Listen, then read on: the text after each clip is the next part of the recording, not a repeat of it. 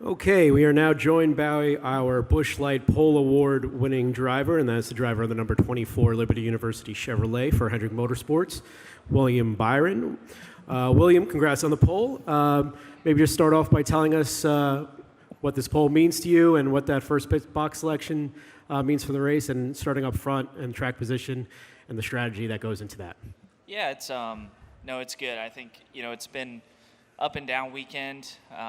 The Cup car, we definitely had a little bit of work to do yesterday, just on overall balance and grip in some areas, and then areas in terms of me as a driver. So felt like we both when I talked overnight with Brian and Brandon and talked on the phone with Rudy, just talked about how maybe there's 3/10 on my end and 3/10 on the car's end. So you were able to close that gap today a little bit and put both together. So just good to get the pole, but really tomorrow's what matters, and there's a lot of work to do, a lot of physical work to do in the race later today, and then tomorrow's gonna be tough. So excited for it.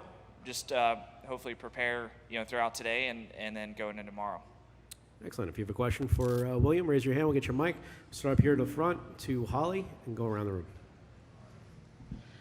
William, sorry, didn't mean to be so loud.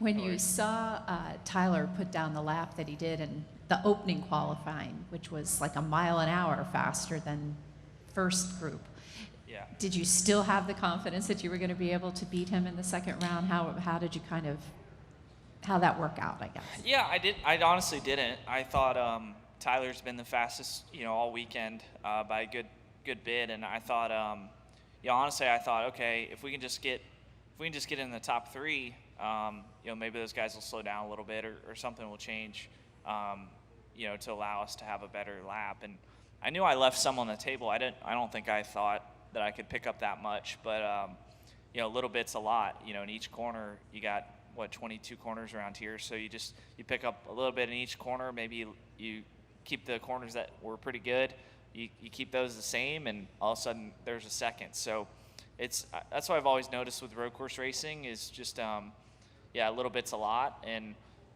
just put a really good lap together. And my team kind of gave me the confidence of having a really similar car round one to round two, that I could just hustle, and I didn't have to question whether the car grip was going to be there. So it was really good. Go to Bob, Kelly, Justin, then Rob. Bob Pockers, Fox Sports. You got busted for cutting the S's during Xfinity qualifying. Busted. So do you did that help you at all in Cup qualifying, kind of knowing where that limit is, or is it still just pretty much you're going to go as close as you can, and if you cut it, you cut it? Yeah, no, I definitely, I knew I was really close last night. I felt the rumbles on the left rear, and then kind of felt them go away for a second, and it got smooth, and I'm like, kind of thought about it, and then I got done with the lap. I'm like, all right, that was a really good lap. And then Greg said, oh, you got busted. So yeah, track police got me there. But that was the right call. And then going into today, I just tried to clean that up a little bit. Just tried not to, just try to be a little more precise through there and not make that mistake. Because you don't get lazy, but when you got a good lap going, you get to the S's, you just want to hit it perfect, and you can get over that limit. So I think I learned a little bit last night doing that, and that was good to make that mistake then and be able to clean it up for today. Kelly Crandall, Racer.com. William, I know Rudy is still involved, but this is the first time, I believe, in 3 seasons that he's not been in your ear during a race, and he's obviously very unique with his mannerisms and how he talks to you. How different has that been not to have him in your ear? Yeah, we've always had that comfort with each other, but I think he's honestly built the culture around the team. So the culture of the race team continues whether he's there or not. I think that foundation's kind of built. You plug in a couple other pieces and to do a little bit different roles, but everyone starts to step up just a little bit more and make sure that each other's jobs are easier, so that we can fill those gaps, or fill the gap that is there without him being there. So just thankful for all the work he does throughout the week, and just managing this race team and getting it to where it is. He's got his stamp on everything that we do. So yeah, I just think we've got personnel and people on the team that can pick up each other in those situations, and it's nice to see that we have that strength at Hendrick to, fill that gap.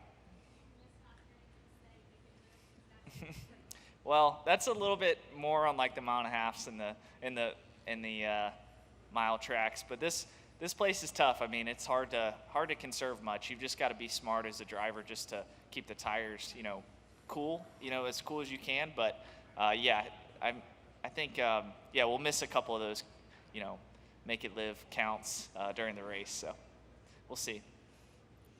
Go ahead, Justin.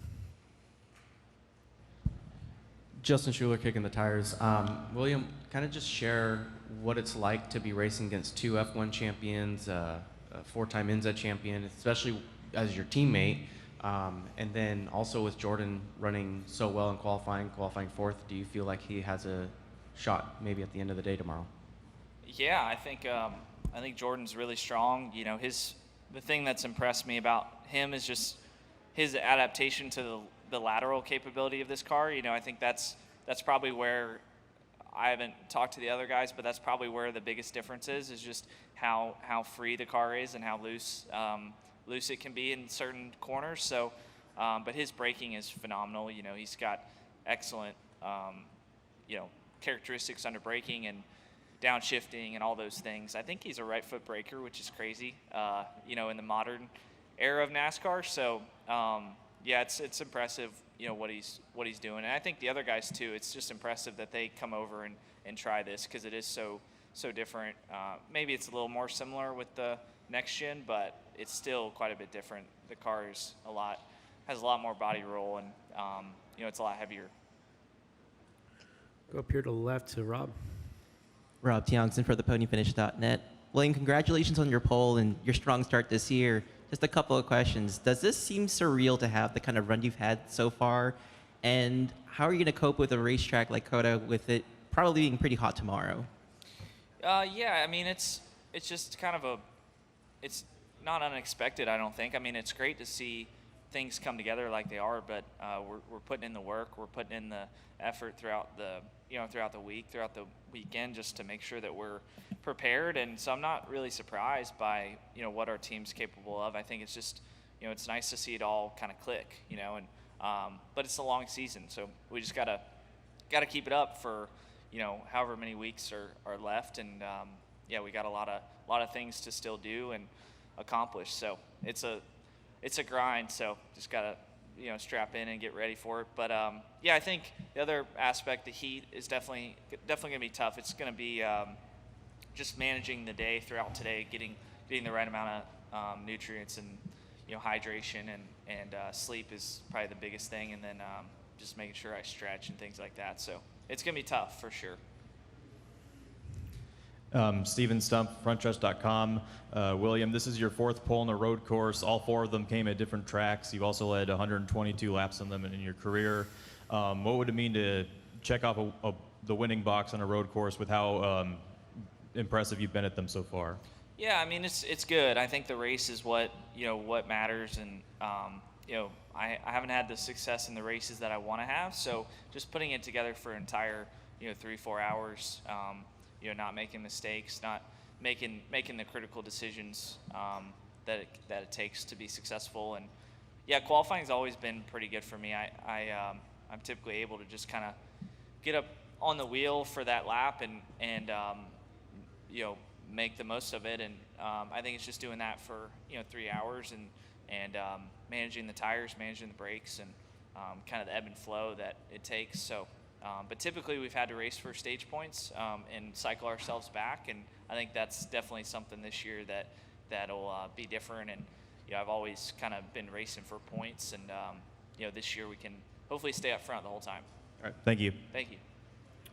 And we'll wrap up here in the front to Holly.